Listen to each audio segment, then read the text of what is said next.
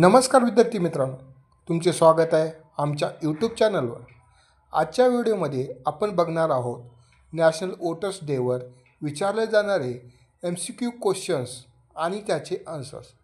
तर तुम्ही चॅनलवर नवीन असाल तर अशाच व्हिडिओसाठी चॅनलला सबस्क्राईब करा आणि हा व्हिडिओ शेवटपर्यंत पहा, कारण हे प्रश्न तुम्हाला MPSC, UPSC, तलाठी भरती, शिक्षक भरती, पोलीस भरती ह्या सर्व सरकारी नोकरीमध्ये हे प्रश्न विचारले जाऊ शकतात.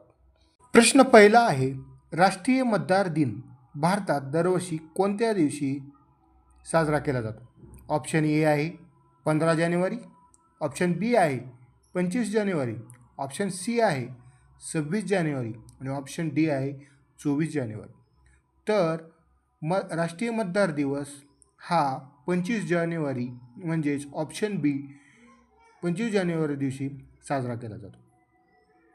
प्रश्न क्रमांक 2 आहे, राष्ट्रीय मतदार दिन प्रथम कधी साजरा करण्यात आला?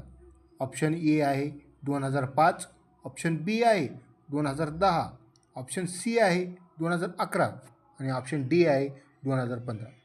तर या प्रश्नाचं उत्तर आहे ऑप्शन सी 2011. तर 2011मध्ये पहिला राष्ट्रीय मतदार दिन साजरा करण्यात आला होता. प्रश्न क्रमांक 3 आहे, राष्ट्रीय मतदार दिन कोणत्या संस्थेच्या स्थापन दिनानिमित्त साजरा केला जातो? तर ऑप्शन ए आहे भारतीय संसद, ऑप्शन बी आहे सर्वोच्च न्यायालय, ऑप्शन सी आहे भारत निवडणूक आयोग आणि ऑप्शन डी आहे राज्यसभा.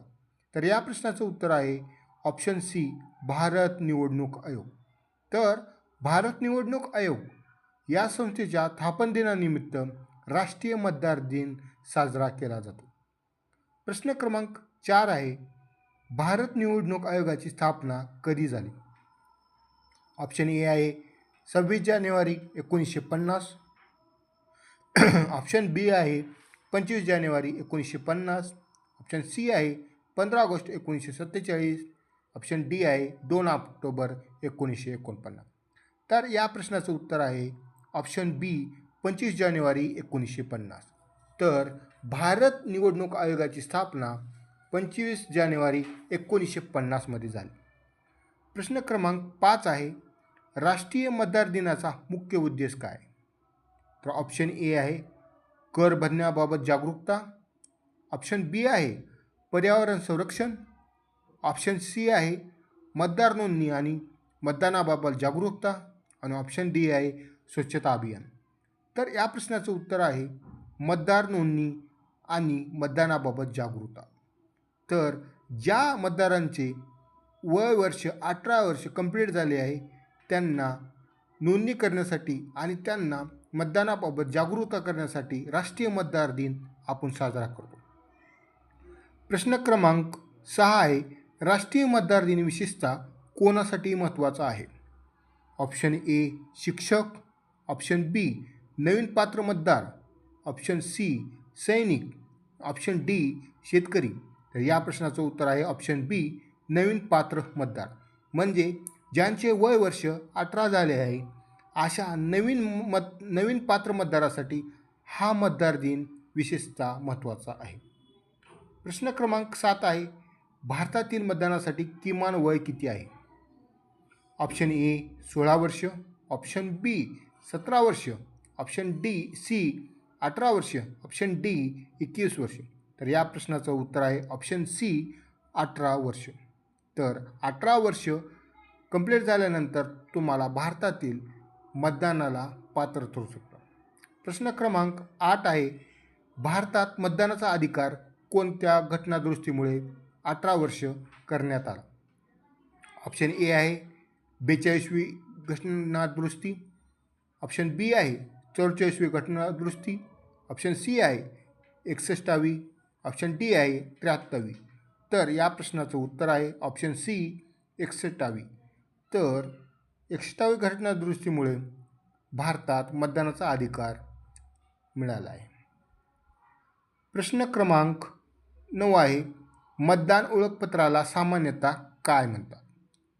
ए PAN card, B Aadhaar card, C EPIC, D ration card. तर या प्रश्नाचं उत्तर आहे ऑप्शन सी EPIC. प्रश्न क्रमांक 10 आहे EPICचे पूर्ण रूप काय आहे?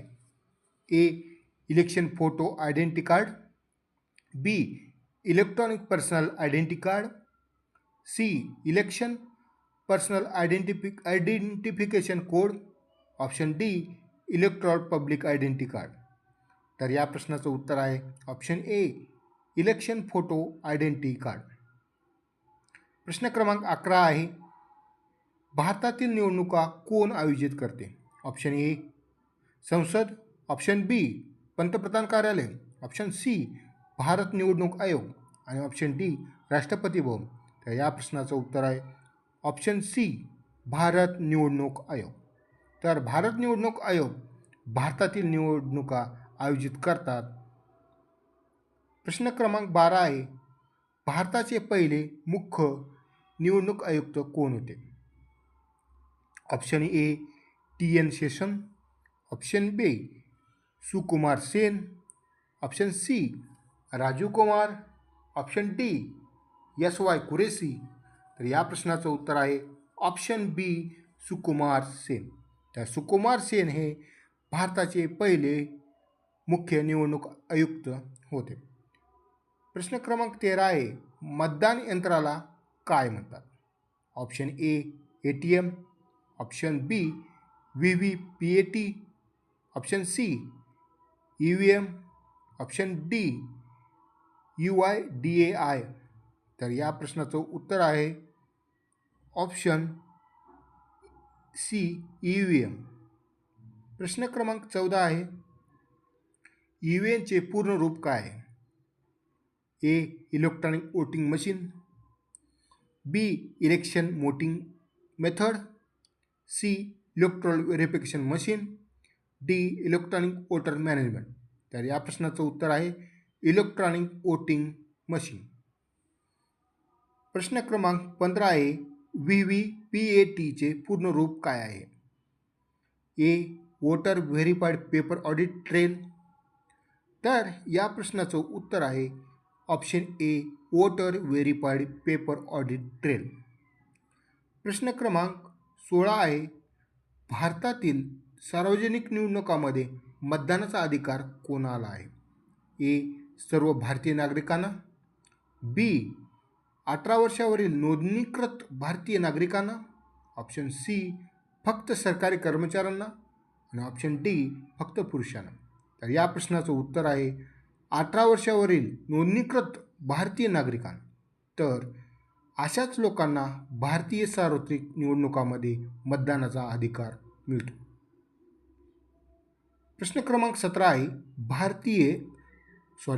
राष्ट्रीय मतदार दिनाचा संदेश काय आहे? ए शिक्षणाचा प्रसार, बी प्रत्येक मत महत्त्वाचे आहे, ऑप्शन सी स्वच्छ भारत आणि ऑप्शन डी जलसंधारण. तर या प्रश्नाचं उत्तर आहे प्रत्येक मत महत्त्वाचे आहे. प्रश्न क्रमांक 18 आहे मतदान करणे हे कोणत्या प्रकारचे कर्तव्य मानले जाते?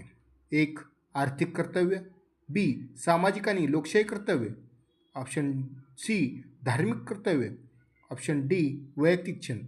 तर या प्रश्नाचं उत्तर आहे ऑप्शन बी सामाजिक आणि लोकशाही कर्तव्य. प्रश्न क्रमांक 19 आहे भारतातील मतदार यादीत नाव नोंदवण्यासाठी कोणता फॉर्म वापरला जातो?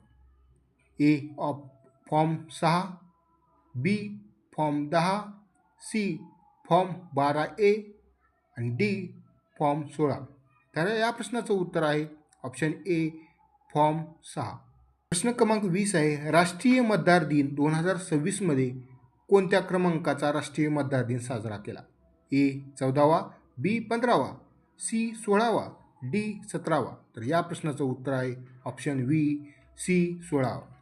तर हा व्हिडिओ तुम्हाला आवडला असेल तर मित्रांसोबत शेअर करा, लाईक करा आणि व्हिडिओ आवडला असेल तर चॅनलला सबस्क्राईब करायला विसरू नका. धन्यवाद.